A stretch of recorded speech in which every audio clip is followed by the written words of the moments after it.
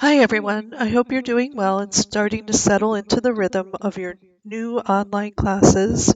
This week I'm going to talk a little bit about assessment. As educators, assessment plays an important role in our work. Assessment can be used for all sorts of reasons. It's often used when placing students in classes. For example, at UAA, we use assessment measures to decide if a student should start in Writing 111 or if they would be better served by starting in a different class.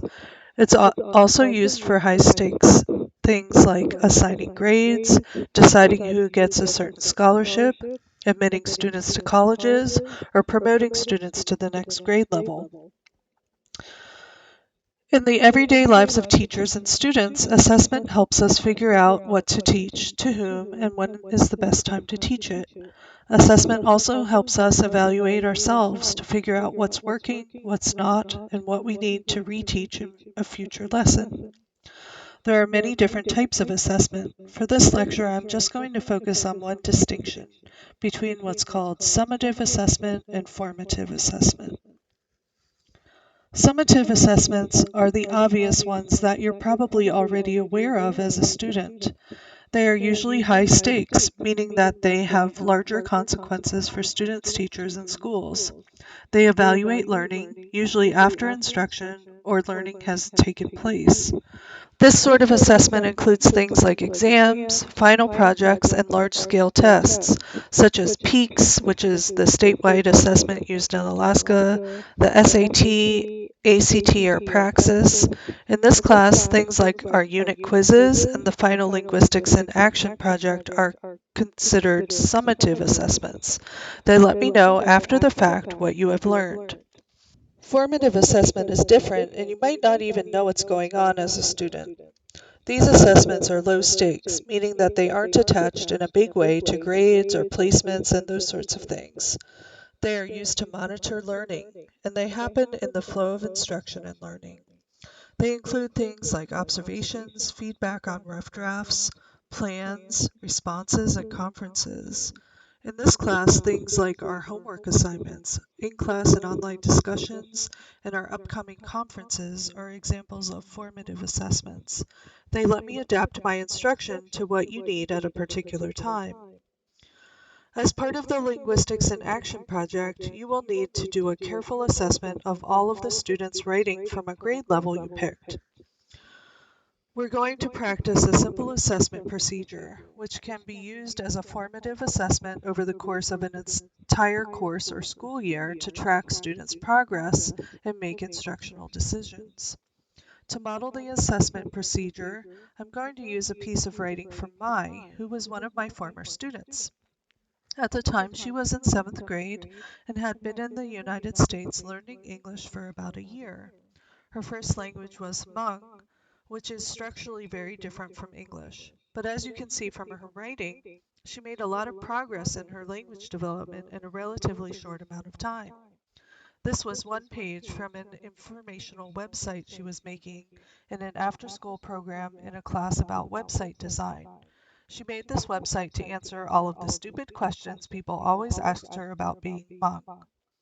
As she wrote, the Hmong school year occur only once every year. It usually occurs in December, but in Metropolis it occurs in November because of the weather. The Hmong New Year is the time when people would go and meet other people. When you get to the New Year, you usually go and play the ball game. The ball game is when two-person or more throw the ball to each other. If you have a boyfriend or girlfriend, you usually play the ball game with them. The New Year is a time for girls and boys to come and meet each other. Performance always occur during a New Year. The performance are singing, dancing, and playing musical instrument. In Thailand or in Laos, the New Year lasts for more than 2 days. In America, it only lasts for 2 days. Anyone could come to the New Year. So looking at this writing sample, there are lots of things we might work on with Mai. For this assignment, I'm asking you to look at each of your students and pick 2 to 3 linguistic topics. So for Mai, your list might look something like this. There are 2 inflectional endings that Mai is working on. One is the plural s suffix. For example, she says, performance always occur. and the performance are singing, dancing, and playing musical instrument. Another is the present tense s suffix. The new year lasts two or more days, and the Hmong New Year occur only once a year.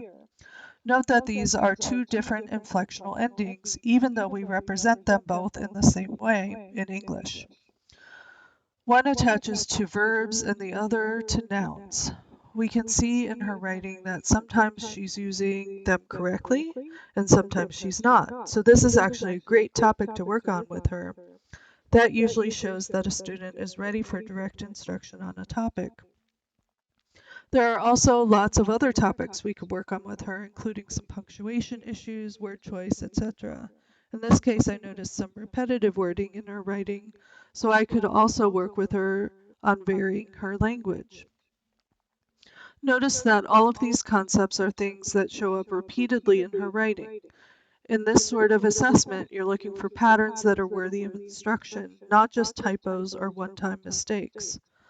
All of these topics are developmentally appropriate too. If we look at the Alaska Standards, these topics line up well with the expectations for 7th grade targets for conventions of 7th grade English.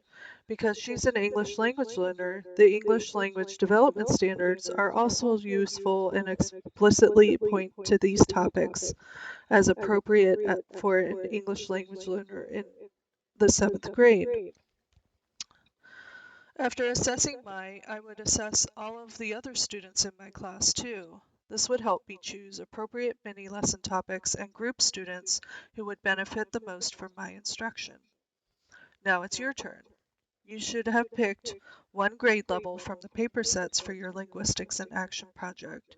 You'll need to identify 2 to 3 developmentally appropriate linguistic concepts you would address with each student and provide evidence from the writing samples to support each focus. Once you have picked a mini lesson topic and we've discussed it, you'll need to revisit all of the papers in your set to decide which students would benefit the most from instruction on that concept.